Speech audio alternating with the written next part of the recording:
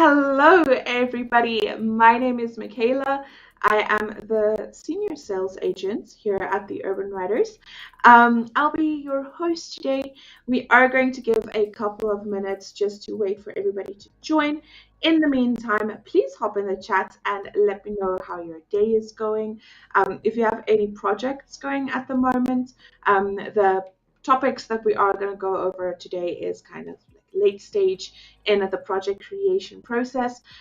So let me know what kind of projects you have, if you're done already or if you're just making plans for the future. I love to hear that, and I love to hear where everybody is from as well. So please pop that in the chat. I'm from South Africa. I live in South Africa, so I work completely remotely. It is currently winter, but if you ask anybody, because the company is based in Canada, right? So if you ask any Canadian about the weather, and we complain about the weather, it being 15, 20 degrees Celsius, they just laugh in our face because that is our winter, and we suffer. So it is currently about 20 degrees, if I'm not mistaken, and it's nice. It's nice. I'm not looking forward to winter. Oh, sorry, summer at all. Absolutely detest summer. So yeah, wish me luck. But yeah, I'll be keeping an eye on those comments. Again, let me know where you guys are from. I see that we do have a couple of people from Canada. We also do have some South Africans. So hi to my fellow South Africans. I hope you're having a very good day. Hope you're not freezing. Everybody else is going to laugh at us, but I do hope you're not freezing. And then we have somebody from Purnima from India as well. Hi, Purnima. Thank you so much for joining us today. It is a very exciting topic. It's something that not a lot of people are really worried about or pay a lot of attention to when creating the manuscript.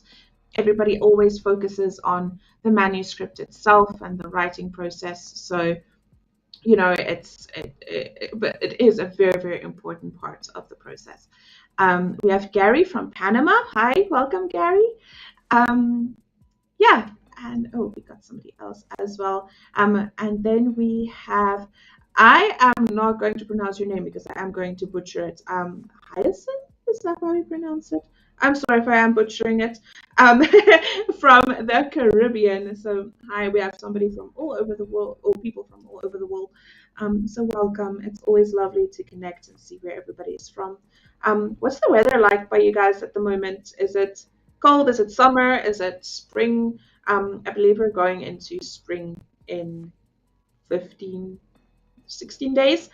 Um, yeah, so basically for us, it's summer already because we only have about like 2 or 3 months of winter, and then it's summer the rest of the year. Okay, so let's give it another 2 minutes, I think. Then we can start, well, 1 minute, and we can start then. And then Sasha, hi Sasha, welcome, welcome. You're from Panama as well, so awesome. Okay, so again, tell me if you guys have any projects going at the moment. If you don't, or if you're interested in getting something done, pop that in the comments as well. I'm always happy to see and happy to hear any projects that are up and coming, and maybe even give some advice if I can. During this webinar, I am going to answer a lot of questions, but if there are still unanswered questions, please go ahead and pop them in the comment section. I will be going through them at the very end. If there isn't time to get through all of them, we always do get back to you, either replying to your comments or via a DM, depending on which platform you are watching us from. Okay, we also do have somebody from Florida. Oh gosh, hurricane season. That doesn't sound great. Yeah, that's the Caribbean. Yeah. Oh, I didn't know that. I know that Florida recently had a hurricane as well.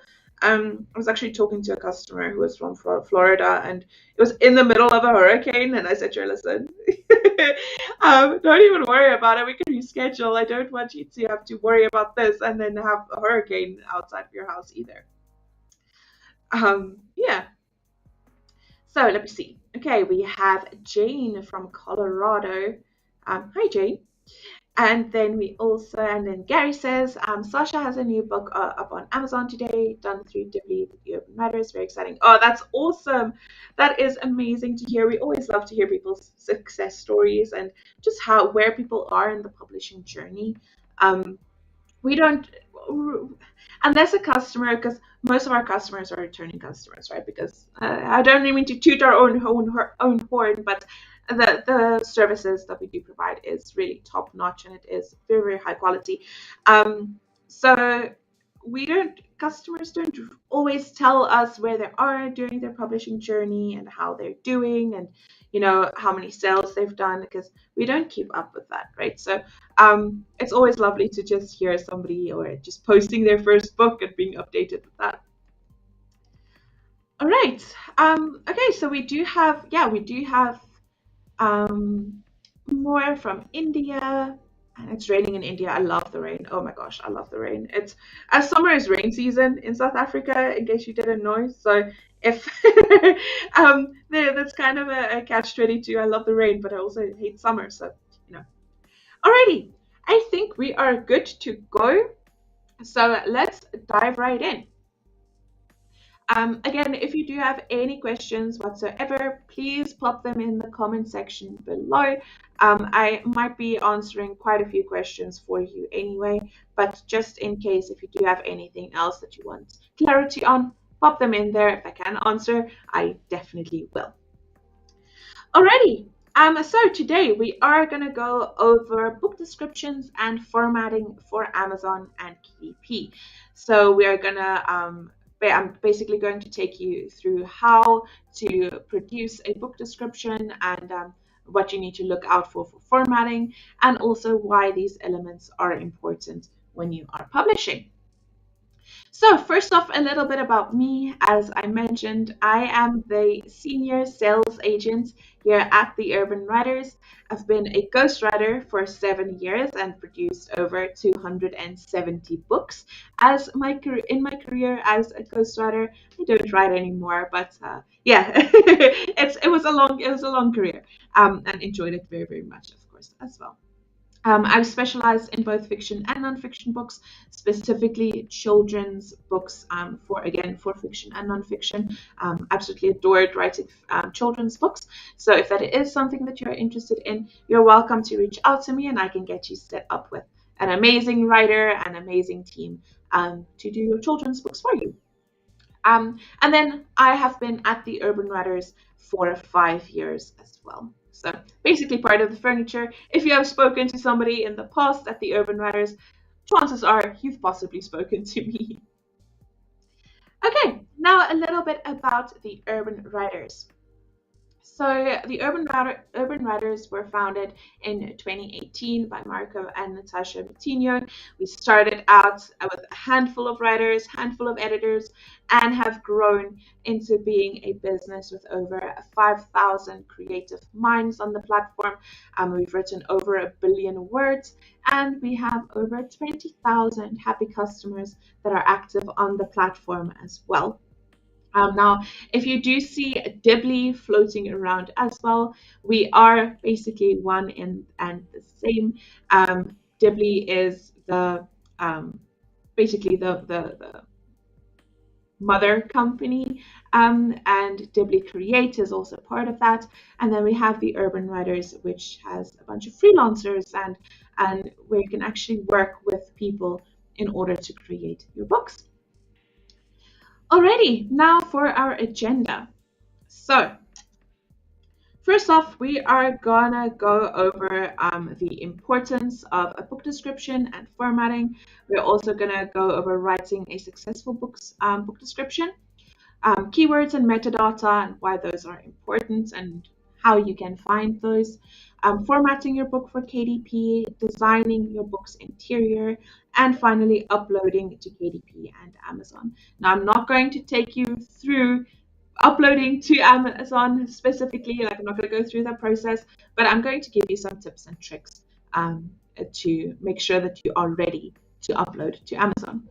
And then finally, we are going to go have our Q&A section at the very end. Alrighty, so the first topic is the importance of a book description. So first of all, a compelling book description, it engages readers and it encourages people to actually purchase your book. So when they are reading the book description, this is what's going to sell them. Aside from the normal cover design, because we all know a book is judged by the cover, the book description is what's going to sell the reader. Next up, a well-formatted text can enhance readability and it creates a professional appearance to attract more readers. So the more professional your book looks, people don't just want to have something that looks like it's just thrown together. They want something that looks professional. They want something that's easy to read. Next up, the effective use of keywords in a book description does also improve your visibility in search results in Amazon. So when somebody is, let's say your book is about growing daisies in your backyard, one of your keywords will be daisies. So whenever somebody searches for daisies when they are looking something up on Amazon, your book will appear because you use the keyword daisies. Next up, proper formatting does ensure compatibility with things like Kindle and other apps so that people can read it anywhere they want. The proper formatting also ensures that your book can be printed. So if you do want to do paperbacks and hardcovers, formatting does ensure that it is compatible to be done in those formats. Next up, a clear and concise book description does also help readers understand the content of the book. And it really does, a reader needs to know what the main themes and the main concepts are of a book and what their expectations can be of that book as well. You're not just going to pick up a book and read it if you don't know what the book is about. That is why a book description is so important. And then finally, well, there's two more parts actually. So the formatting also does boost positive reviews. If you have a book that is terribly formatted, you aren't going to get great reviews. A well-formatted book is going to definitely boost positive reviews as well, because it's based on the book's presentation and the readability, and it does impact future sales as well. Then we have finally a book description encourages a quick purchase as well. So by summarizing the key points and basically by summarizing the key points, it makes it easier for a reader to make a quick purchasing decision. If they have to read up on something or read up on reviews and what people are saying about that certain thing, they're not going to make a quick purchase. And you want to basically have somebody close that sale as soon as possible, because the longer they stew in it, the more reasons they're going to find to not purchase something. Alrighty, next up, we have writing a successful book description. So, what are the elements of an effective book description? Firstly, we have an engaging hook. Now, you want to start your book description with an engaging hook or question that draws the reader in. This is applicable for both fiction and nonfiction. You want to ask a difficult question that the reader wants to know the answer to, or you want to make an impact with the first line in order to compel the reader to read more. Next up, you want clear genres and themes. So, clearly identifying the genre and main themes for fiction while outlining the primary topics or issues addressing in nonfiction, it does ensure the alignment with the target audience. So, in short, you want to ensure that the right people want to purchase your book. And by making sure that your themes and genres are clear inside of the book description, it basically just ensures that the right people will be purchasing your book. If you are unclear or vague in certain parts, the wrong people are going to purchase your book thinking it's something else when it's really something completely different. Next up, we do have a character and a subject introduction. Now, again, you want to introduce a key character if you're doing fiction, and you want to introduce the conflicts that they are facing. With nonfiction, you want to present the main subject and its relevance to establish a connection and investment from the reader as well. So again, you need to be super clear and add as many details as you can without providing any spoilers, which brings us to the concise summary, which is the next point. So you want to provide a brief and intriguing summary of the plot or the subject of the book without giving any spoilers. Many people will say that it's not revealing major spoilers, but you still don't really want to give away any spoilers when you are writing a book. You don't want to give your answers in the book description because then nobody wants to actually buy the book. They already have their answer. And then at the very end, you need a persuasive call to action. So you want to include a strong call to action, motivating readers to purchase the book and explore the book further. Highlight the value for them, make sure that they understand that your book stands out from everybody else's, and they want to read something different and something that is going to actually be helpful or be entertaining. Next up, we have writing tips and techniques. So, the first and foremost, the most important writing tip, even in just normal writing, will be show, don't tell. Whenever you're talking to a writer that's doing the manuscript, they will also tell you the most important rule is to show, don't tell. So you want to use vivid imagery and specific details to evoke emotions and create mental images, allowing readers to explore the story or ideas rather than just stating them outright. This is not only going to interest readers, but it's going to help them make an image, understanding something. If you don't explain something, most people are not going to understand them. This, of course, is also relevant to a book description. You also want to use an active voice. Now, what does an active voice mean? Basically, an active voice, it invokes an urgency and it's impactful. So it's making everything more descriptive and dynamic and engaging for the reader. So make sure that you do use an active voice.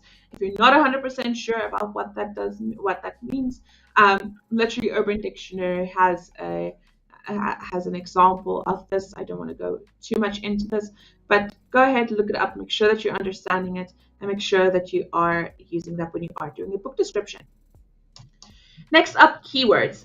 Again, I've mentioned before that keywords are very important to be visible on Amazon KDP. When anybody is searching something related to the topic of your book has to pop up. And keywords is how you are going to do that. You have to utilize Amazon's algorithm, you have to utilize keywords in order to have your book actually pop up in search results. Otherwise, your book is not going to be discoverable. And then you also want to create tension and curiosity. So for fiction, you want to hint at conflicts, hint at dilemmas, just any form of conflict that a character may face, hint at that, get a reader interested.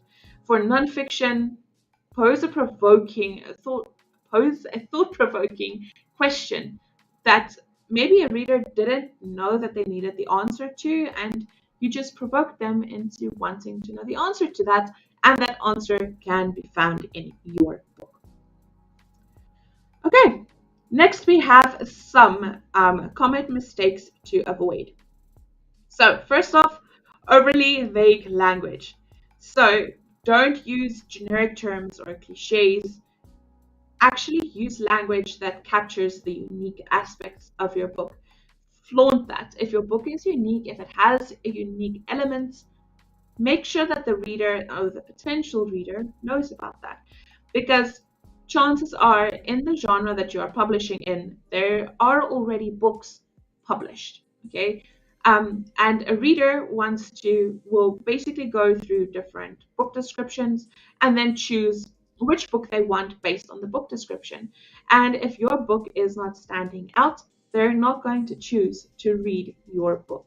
So make sure that if there are unique aspects in your book, add those to the book description. Of course, avoiding spoilers as well. There is a very thin line. Excessive length is another thing. Don't make the description too long. Make sure that it is short, it's brief, and literally just pack as much information as you can in as few words as possible. So usually a book description will be about 500 words, give or take, but that is usually the length that you're aiming for. You also do need to keep in mind that it needs to go on the back cover of your book. And when somebody picks up a book and they read the back cover, they don't want to read the entire book. They just want a brief description. Grab it, go home, and read the rest. You also don't want to neglect your audience. Now, I did go through this. You want to make sure that you want to keep your audience in your mind when you are writing a book description. Don't use a vague text. Don't be very specific with your genre. Don't avoid your target audience. You need to target them. You need to use the keywords, use verbiage that they like. If you're writing something for teens, go ahead and write something that interests them. Or children, of course, children's book. Children aren't really going to read the descriptions of books, but their parents are. So you want to target the parent, that sort of thing. You also don't want to reveal too much. Again, if the reader is reading the answer to the question that you've posed on the back cover, they're not going to want to read your book either. So be very, very, very careful to avoid spoilers or answering questions in the book description. You want to pose more questions than you give answers. And then finally, a lack of structure. So a poorly structured book description can confuse readers. So ensure a logical flow is in place with clear progression of ideas, and keep them engaged throughout the process as well, or throughout them reading the book description. If something is very chaotic and it's all over the place, nobody's interested. So you do want to make sure that your bullet points flow into each other. If you do have bullet points, which they usually do, make sure that it makes sense and it's not just there for the sake of being there. It's there for a purpose. Okay, next up, we do have some examples of successful book descriptions, which I will read. It is also up on the screen for you guys. So these are just book descriptions that was generated. I used Dibbly Create to generate some book descriptions, and these are very, very interesting and very successful book descriptions that incorporate all of the elements that I've mentioned to you guys. So first off is a fiction thriller book description, which would be a fiction blurb. So it says, in the shadow of New York, Detective Sarah Mitchell is on the hunt for a serial killer who leaves a chilling calling card, an origami crane on every victim. Grabbing an interest. Who is this person? Why are they leaving a calling card? As the body count rises, Sarah must confront her own demons and uncover a web of lies that threatens to consume her. With time running out, can she catch the mastermind before she becomes the next target? Backed with heart-stopping twists and a relentless pace, Whispers of the Night will keep you guessing until the very last page. Again, this has a very engaging hook. It has a fantastic call to action at the very end, and it it raises more questions than it actually gives answers to. You are interested. Who is Sarah? Why is she relevant to this killer? Who is this killer? How? Why is he getting away with it? Who is he? Is he part of the police force? There are too many questions than this gives answers to. Next up, we do have a nonfiction as well, which is self-help. So first off, are you tired of feeling overwhelmed and unproductive? In Power of Focus, best-selling author Jane Doe reveals scientifically backed techniques to help you cultivate laser-sharp focus in your daily life. Discover the secrets behind prioritizing tasks, eliminating distractions, and achieving your goals with a clear mindset. So in this, um, the the AI that wrote this was very, very clear of what you're going to learn in this book without telling you how to do this. Featuring practical exercises and real life success stories, again, setting an expectation.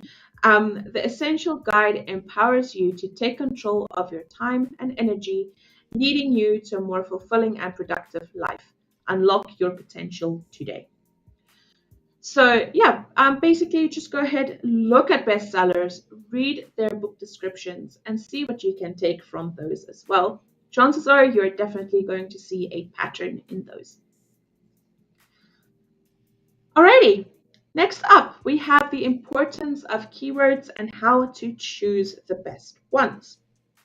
Now, the importance of keywords, as I've mentioned before, it improves your visibility on Amazon and KDP. When somebody searches for something, your keywords are things that are going to make you visible. Target audience alignment.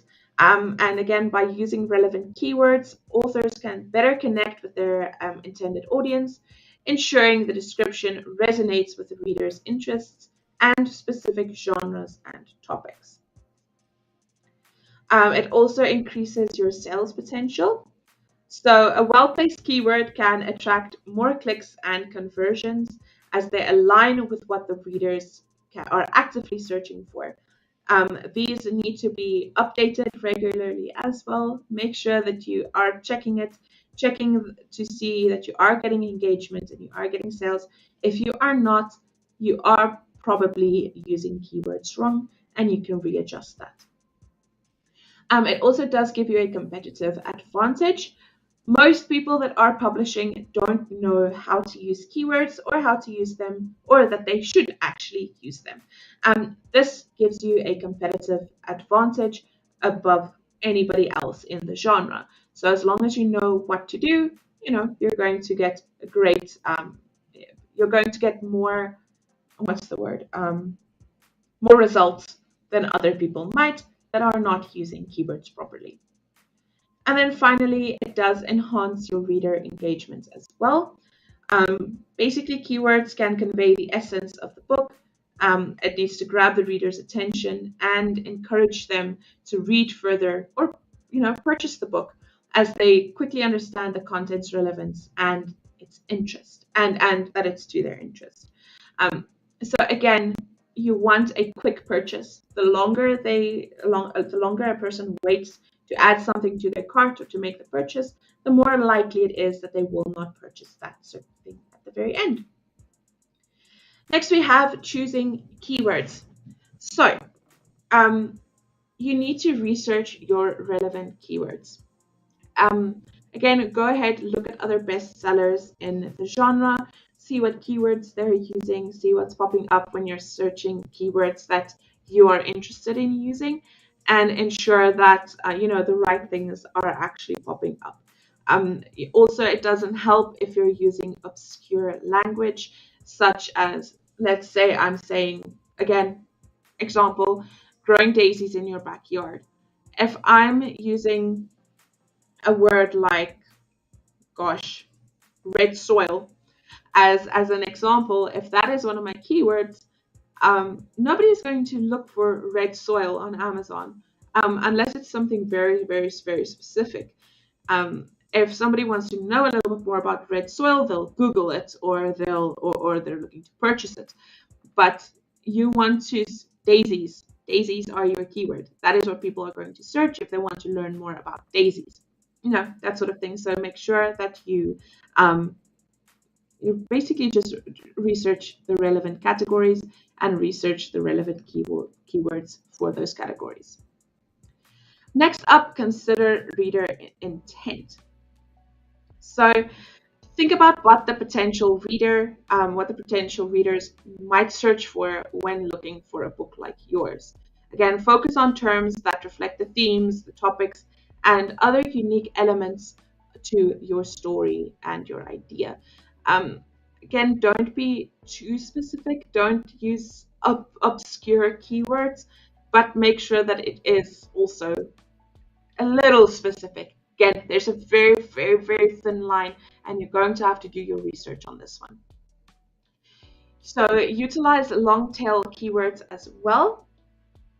So you want to incorporate long tail keywords. So these are keywords that have 3 or more words that accurately describe your book and attract readers looking for niche content, enhancing your accuracy. So a keyword doesn't necessarily need to be one word. It can be, as this mentioned, a long tail keyword as well, just to ensure that you are reaching everybody that you possibly can. This can be a little bit more specific than just your normal keywords, so do keep that in mind. This is also very popular to be added to your subtitle. So when you are naming your book and you're working on a title for your book, keywords are very important for the title and the subtitle too. And then a long tail keyword would be included in the subtitle usually. So you want to also analyze your competitors' descriptions. That is pretty self-explanatory. I went through this already, but just do your research. Look at what other people in the genre are doing. What other common themes? Are they doing good? Are they not doing good?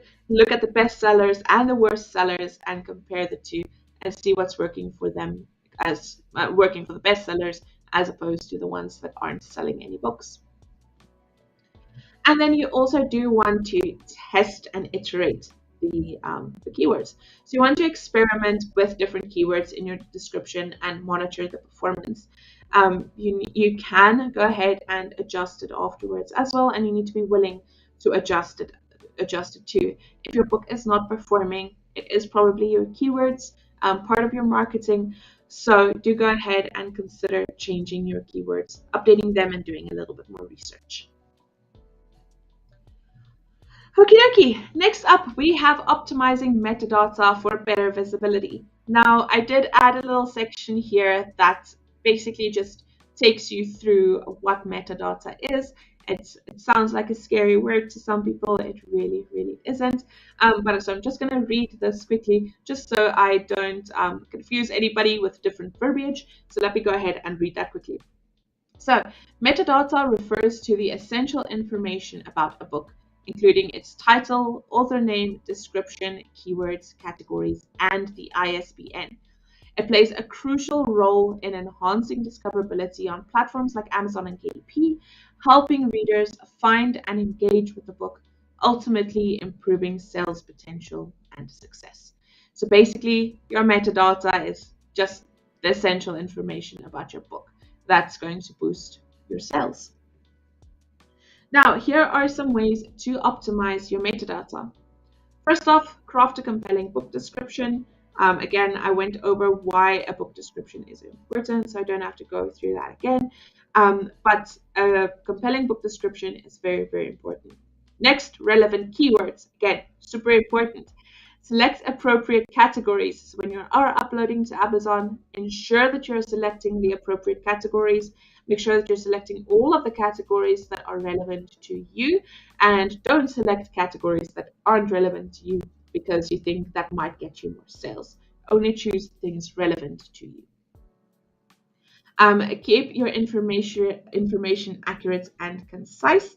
So ensure that all metadata elements, such as your title, author name, subtitle, book description, are all accurate and consistent across all platforms to avoid any confusion and to establish credibility. So you want to be, of course, one of the biggest things that you want to do, and we have covered this in a different webinar, is your author brand. You want people to, find, uh, what's the word? You want to be credible. You want to build credibility with your readers. That's what I was looking for. So again, make sure that everything is consistent. Consistency is key when you are building an author brand. And then finally, you do want to update your metadata regularly. So monitor your performance. If something isn't working, update it. Always be willing to change, always be willing to adjust any of this information, because that could just boost you to a bestseller. Alrighty, next up, we have formatting your books for KDP. So your formatting basics. Keep in mind, this is for both ebook and paperback. This isn't in depth. This isn't necessarily a tutorial on how to format. These are just the things that you need to keep an eye out. If you do want a webinar in the future where maybe we do a workshop and we show you exactly how to format your book, let us know if you're interested in something like that. But yeah, this is just literally just the basics. So, first of all, consistent font and size. You don't want to have a weird font in your book. It needs to be readable. Anybody who maybe struggles to read, needs glasses, or just has some form of reading disability, you want to make sure that everybody can read your book, unless, of course, it means that they can't read at all. But yeah, you want it to be clear. Next up, sorry, I'm just seeing a question. Um, okay, I will be going through Dibbly Create in a second as well. So, yeah, I believe that is in the following slide, or the slide after that. I will be taking you through Dibbly Create anyway. So, well, just the features that we're talking about now. Okay. So yeah, basically consistent font and size. You want the font and size to be consistent throughout the book. Make sure all of your headings are the same size and font. Your normal text is the same size and font. Make sure it's readable. You also want your proper headings and subheadings. So you need to utilize clear headings and subheadings to organize content and help people navigate your ebook and your book efficiently. Next up, we have effective use of white space. So you want to incorporate adequate margins and line spacings to your book as well. You don't want your text to go all the way to the sides. If you are publishing a book via, or if you're doing paperbacks, then you do want to add margins, because that's going to determine whether some of your texts are going to get cut off when you are publishing and when it gets bound. So ensure that you have the adequate margins applied to that as well. We also do have image or optimization. So you also want to make sure that all of your images are optimized and formatted correctly to your book. If you are adding images, make sure that there's the same sizes, the same styles. Of course, if it's like a history book and there are images from history that you have added, that's not as important, because pixels play a big part in this as well, but certain styles also play a part in it. But just in general, like a normal nonfiction book, because those are usually the ones that have images included, make sure that you are even sticking to the right color scheme, that everything is really just cohesive throughout the book. Already, and then finally we have the table of content. So the table of content will be, when you're doing an ebook, at the very beginning, there will be links that are clickable, and that's going to hyperlink to certain chapters of the book itself. So your table of content needs to be linked appropriately. I've read many books where the table of content wasn't linked properly, and it drove me absolutely insane. And the author later on did reformat the book and add all of the proper formatting to it. But definitely, table of content is very, very important when you are formatting your book. Write your entire book and then add your table of content, and make sure that all of the links and everything, that there basically isn't anything broken. Okay, next up, we have tools and software. These are tools that have been trialed and tested. These are also the most popular tools that people do use for formatting. So first of all, we do have Dibbly Create. So basically, Dibbly Create is a part of the Urban Writers. Urban Writers is a part of Dibbly Create. We are basically one and the same. But there is a link on the screen currently for Dibbly Create. But yeah, Dibbly Create is fantastic. It has tools not only for formatting, but for book descriptions as well, for outlines, the actual manuscript generation itself as well. It is AI, heavily based on AI, but of course you can write your own things as well. We also do have Scrivener. I do hope I'm pronouncing this correctly. But yeah, basically we have Scrivener. We also have Calibre, Adobe InDesign, and Vellum. Vellum is very, very popular if you want very design-heavy formatting. So if you want twirly letters and you want specific images included, Vellum is very good for that sort of thing. However, I do recommend go ahead, checking them all out, and seeing how you can go from there. Alrighty. So next up, I do just want to see, yeah, we can move on to the next slide. So this is basically just a step-by-step guide on how you can format your book. Again, this is very vague, and I'm just gonna skim through this. I don't want to take up too much of your time, so if you do want something in depth, let us know. But first, you want to choose your software. This is very important because this is going to determine how your project starts. You want to set up your documents, organize all of your content, format your text. So you want to add all of your standard fonts, maintain consistent fonts and sizes throughout the entire document. And then you want to add all of your line spacing. So this is all in the formatting of your text section. And then also format titles, headings, paragraphs, all of that, make sure everything is consistent. Then you want to add your table of contents. Go ahead and include your images and graphical elements. Check all of your links, make sure that nothing in your table of content is broken, or any links that you're adding to the book, make sure none of those are broken either. There's nothing as bad as trying to click on something and it doesn't work. You also do want to review the formatting, so do a thorough proofread of the formatting that you have done, export your ebook, test your ebook, and then make your adjustments accordingly. So again, if anything is, maybe when you are testing your book, when you're testing your book, you will see things that maybe didn't pop up when you did do a review of your formatting. So testing your books, use different e-readers and ebook apps to actually test it and make sure that it is all consistent and coherent, and then go ahead and make those adjustments, because again, you are not going to see those mistakes when you are initially reviewing your book. And then we have our common formatting issues and how to fix them.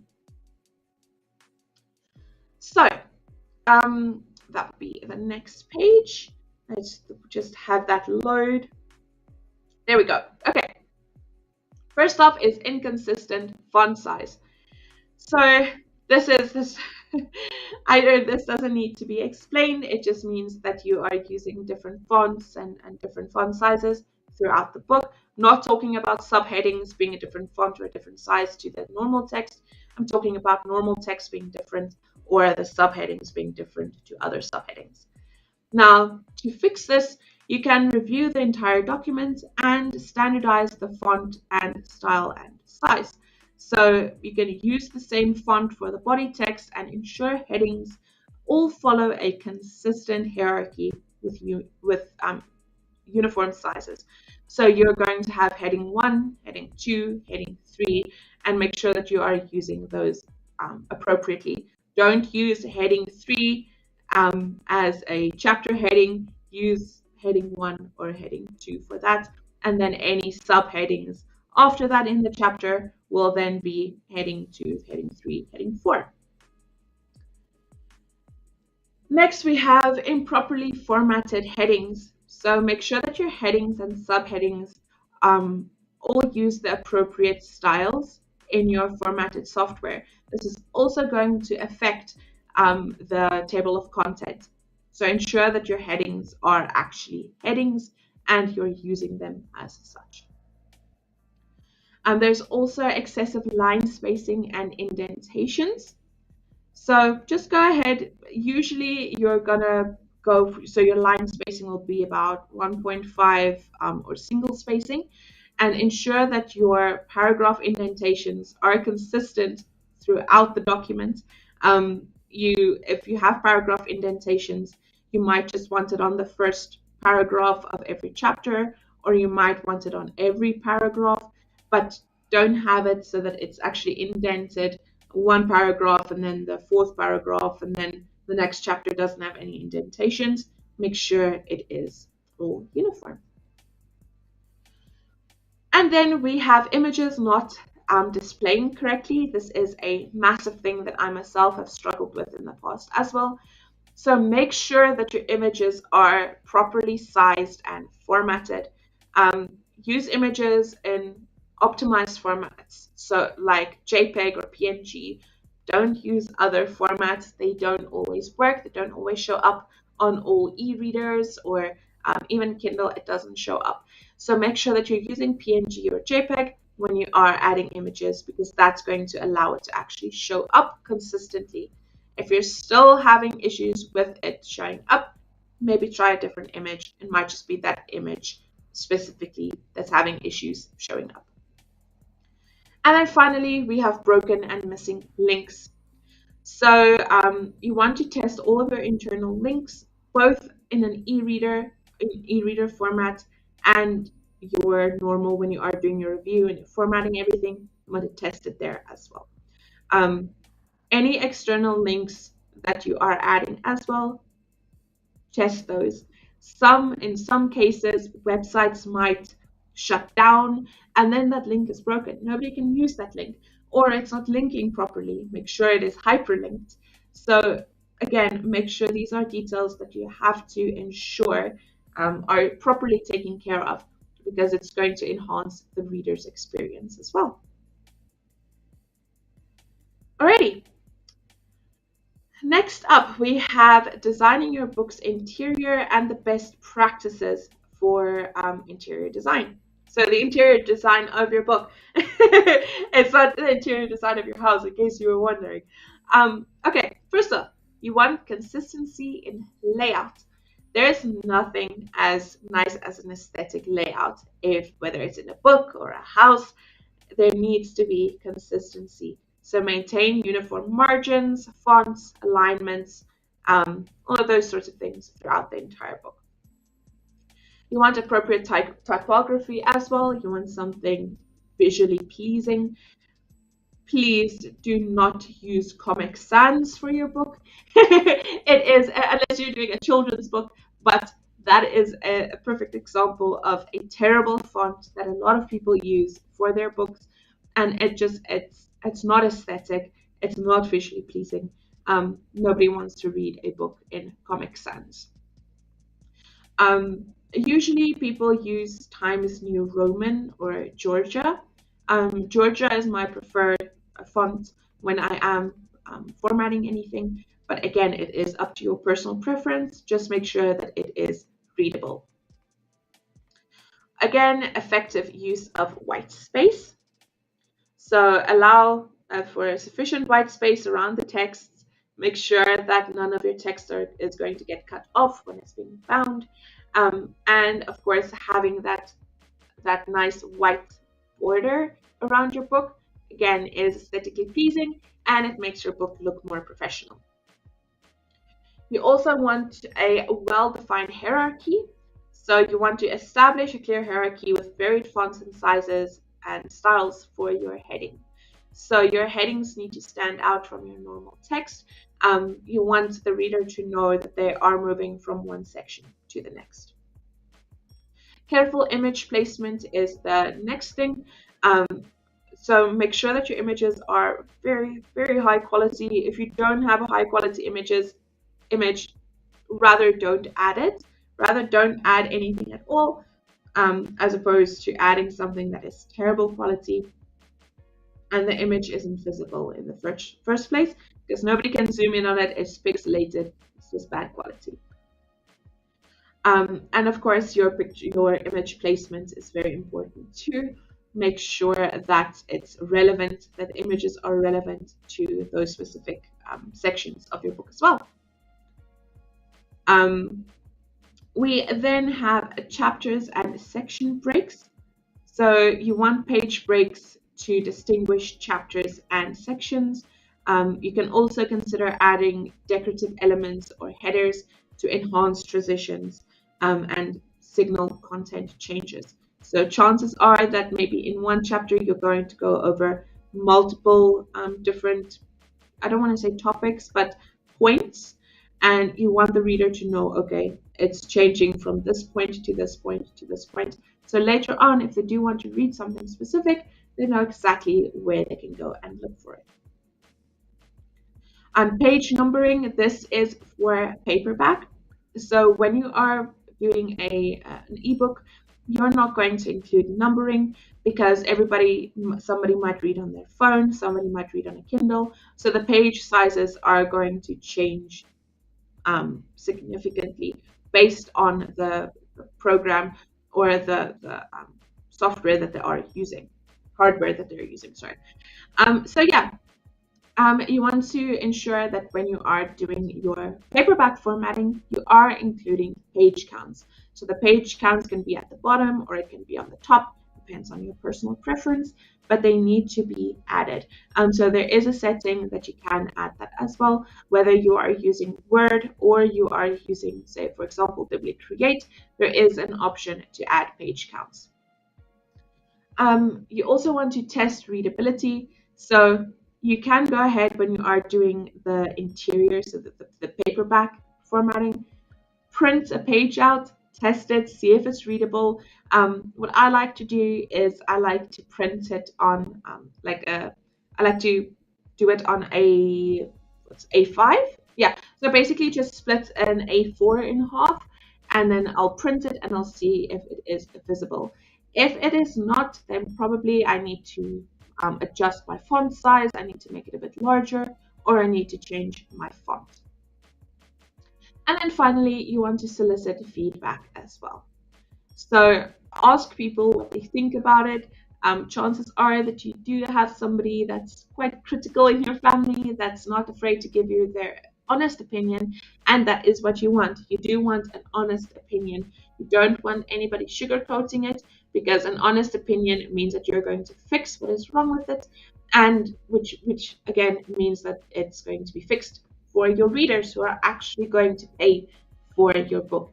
Somebody who's going to sugarcoat it for you, they're not paying for your book, they're not making the money back that you've spent on your book. You want somebody's honest opinion on the formatting. And of course, the rest of the content as well. Alrighty.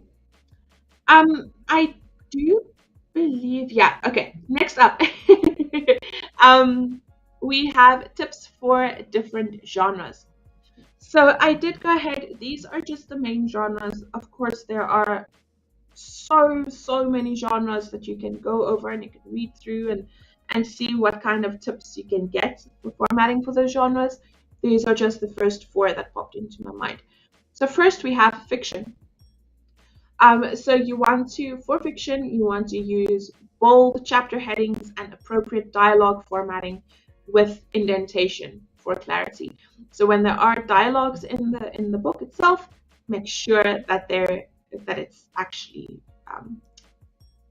visible. It's not just getting lost with all of the other text. The formatting needs to be correct.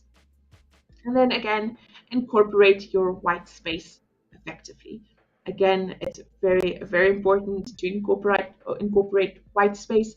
With fiction, it is specifically important because it might even build tension. It might even add to your story. There might be a little Easter egg that you are giving, and by adding white space to that specific section, it's going to make it stand out, and it's going to make a readers think, "Huh, that's weird. That's not like it is in the rest of the book. So there must be something. There must be something here." Where if there's constant inconsistencies, a reader is not going to see that. Okay. Then for nonfiction, you want to utilize bullet points. Don't be afraid of bullet points or numbered lists to simplify complex information. This is something that I see a lot of people are afraid of using.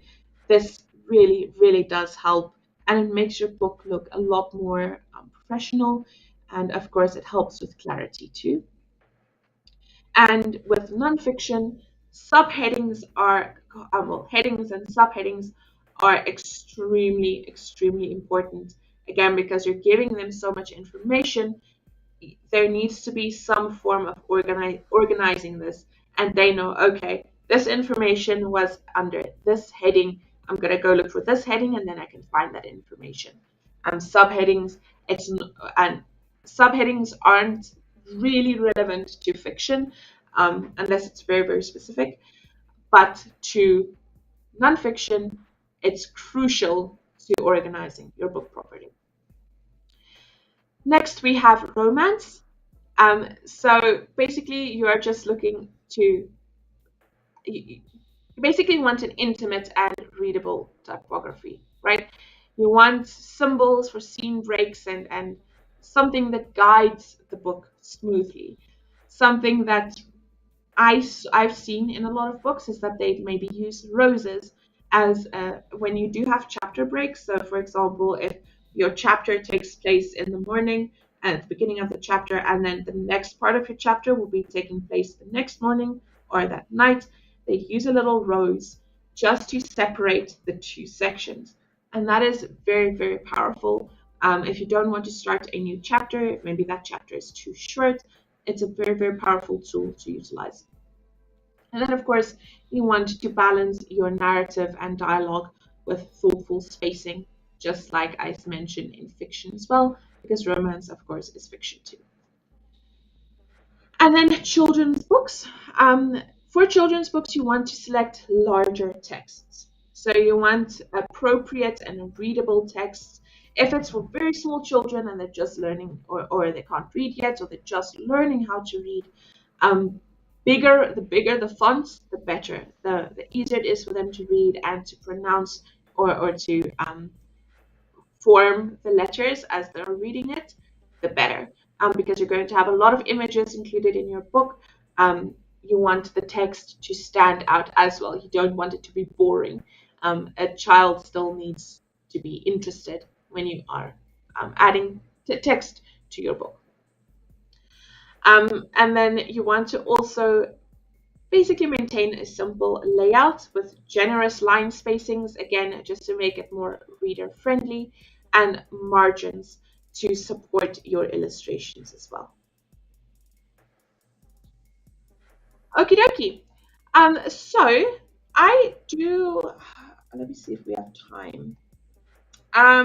Okay.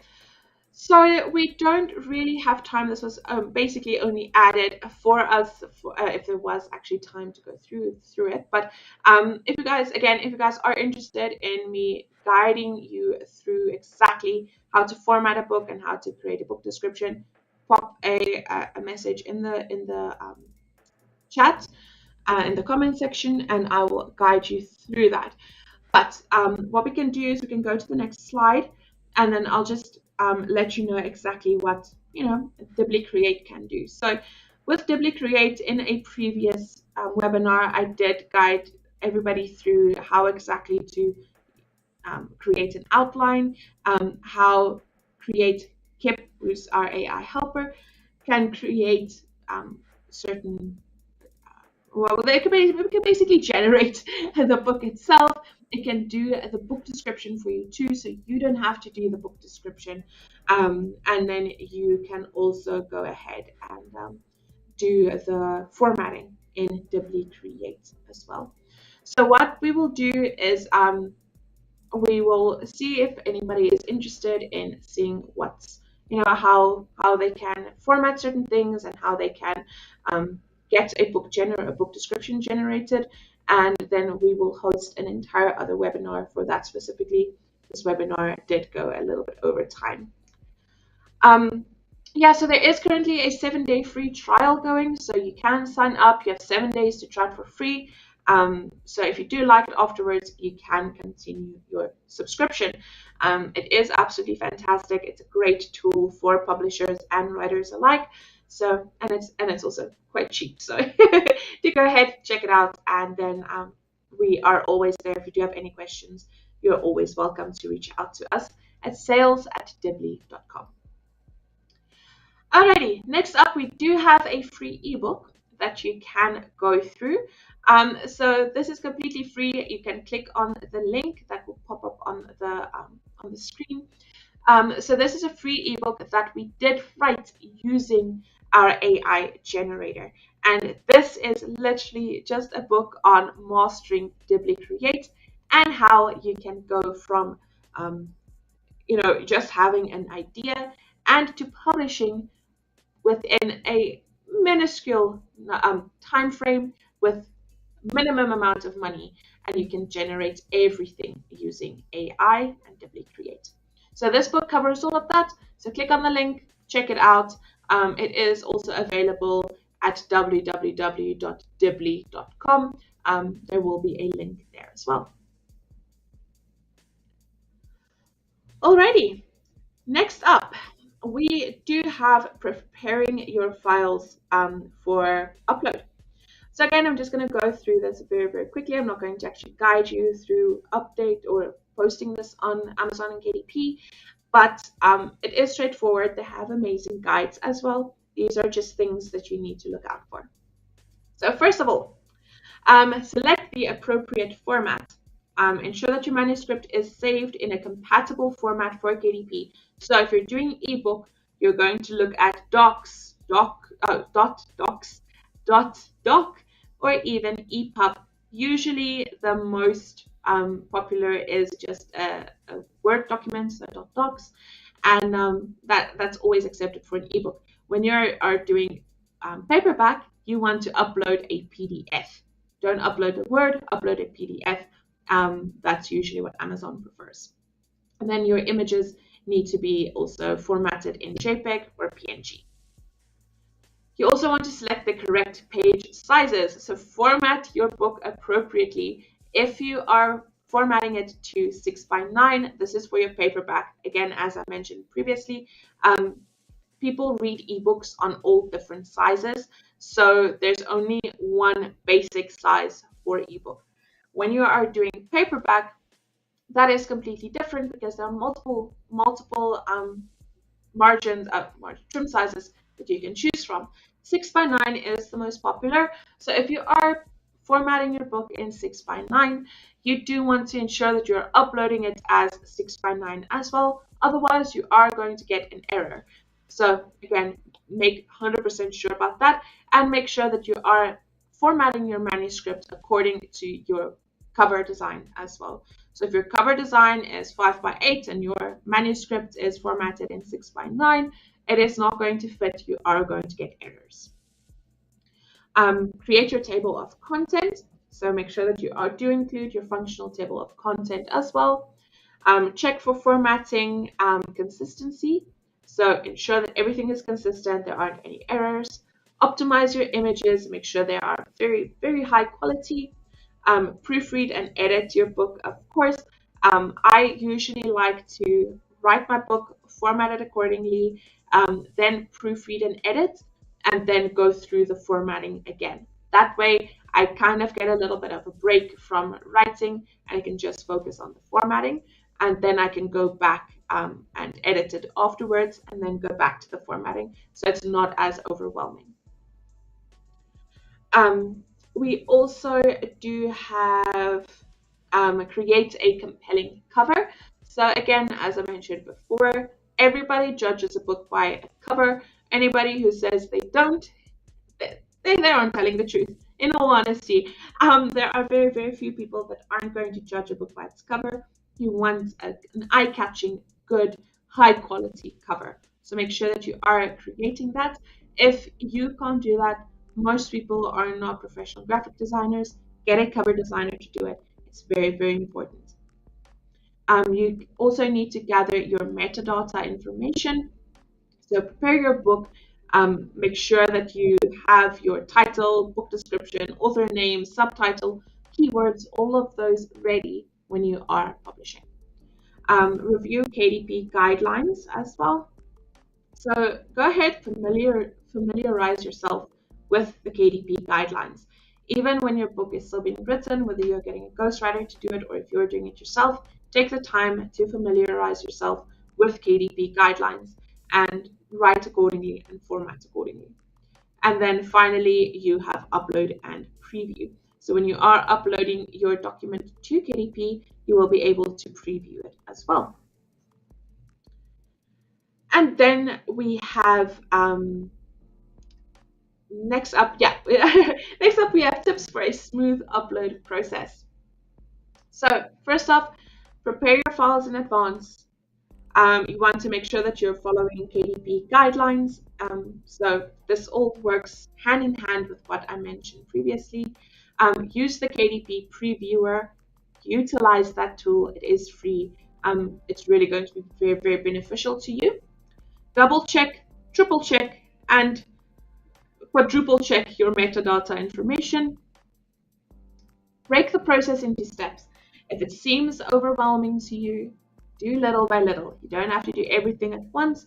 When you are uploading, it's basically saving a draft for you as well, and you can always go back and continue your posting, or your publishing. You also want to save your drafts regularly. So it's terrible when you are working on something and you spend hours on this thing and you're just losing the draft. Maybe your power cuts out, maybe you lose internet and your entire draft is gone. So save regularly. If you're a video gamer, you know as well, save as much as you can. Save as much as you can. Then again, you want to proofread thoroughly. So you want to do 3, 4, 5 passes of your book to ensure that everything is 100%. Stay organized. Create a spreadsheet for yourself. Create a little tick list if you need to, and make sure that you're doing it step by step. You're not missing anything, and nothing catches you off guard later on. And then you have to spend time fixing that or getting that done. And it's just going to it's gonna take the wind from your sails. So definitely make sure that you stay organized. Also do check your internet connection. If you do have a bad internet connection, you're not going to be able to upload anything. If you do have unstable internet connection at home, maybe go to a coffee shop or an internet cafe and upload it there. It's going to save you a lot of frustrating moments. And then you also do want to be patient during review. Now, when Amazon does review, or KDP, when they do review the content, it can take up to 72 hours for them to review the content. So plan your promotional content accordingly. Make sure that you aren't getting frustrated with it. Again, it can take up to 72 hours. So it is a couple of days. It's not going to be fun and it's going to be nerve-wracking, but be patient. It's normal for that to happen. Alrighty, that is it from me. Well, for this topic specifically. Next up, we have another webinar on the 12th of September. It will be with a guest host called Jason Jones.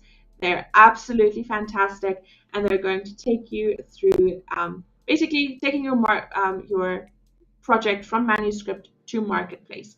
And they're awesome. It's going to be on the 12th of September at 11 a.m. EST, just like this one. So do check that out. The registration link is in the comments. And now we do have our FAQ. I think we do have time for one or two. We don't have time for too many. So let's quickly do that. And then if there are any unanswered questions, we can still answer them afterwards. How long should my book description be? I'd say about 500 words. You can give or take a little bit, maybe 550, maybe 450, but the average is about 500 words. Alrighty. Should I put epilogue and prologue in the book? That is completely up to you. It's really dependent on the story. If it adds value to your story, yes. If it doesn't, no. That's for fiction specifically. For nonfiction, that would be your introduction and your conclusion. Usually, those are always added. I personally haven't written a book where I have not included an introduction and a conclusion. So they're usually the ones that we always include. Doesn't matter how long your book is,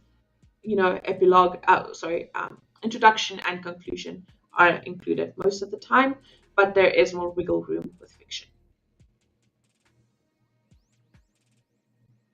Can I change my book description after publishing? Yes, you can. You can definitely do that.